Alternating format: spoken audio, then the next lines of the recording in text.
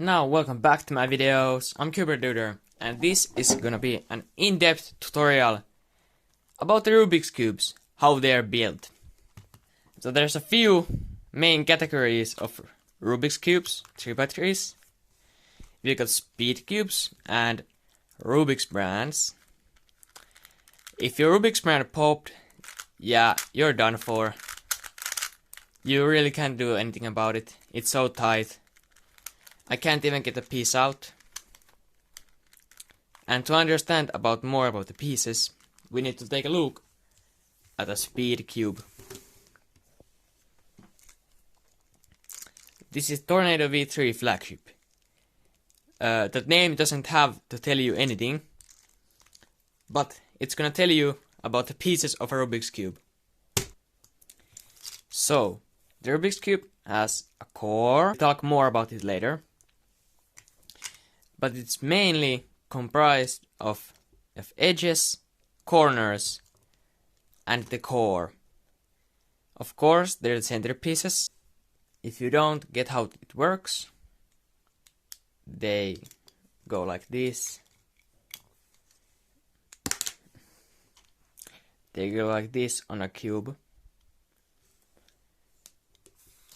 So they are these pieces right there. You can take one out. It's an edge. And you can see they are very different depending on the cube. Now, to talk about cores. This is normal core, clear plastic core. But what's that? A ball?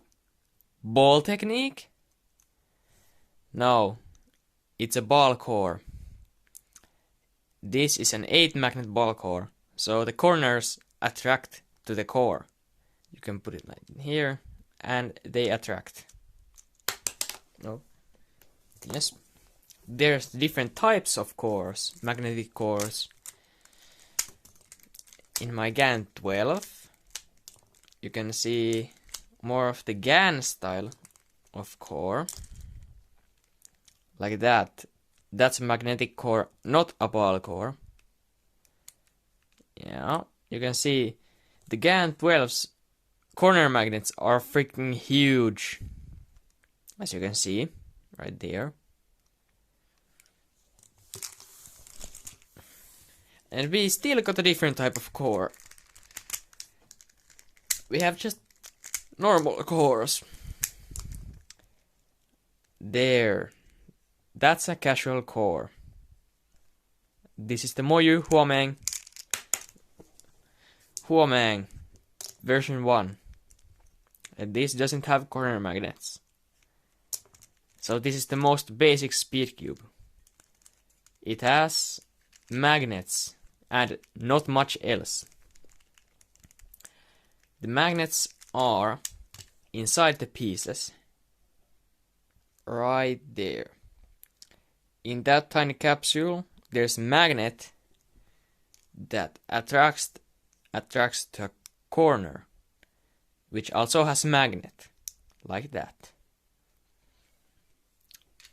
These are the corner feet,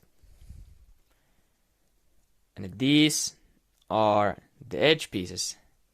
This is a torpedo. By the way, if your cube popped and you want to rebuild it, you have to insert the last edge last. You can't insert the corner last, because it just won't work. You have to line it up 45 degrees, open it up a little, like that, then just pop it in a little bit of a wonky way in there. Like that. Just push it a little bit, but don't force it too much, or it could break. Hey, when I open my cube a little bit, I can see there's like a huge ball. Is that like a ball technique? No, it's the normal mechanism of a Rubik's cube. It's on every cube. Even Rubik's brands.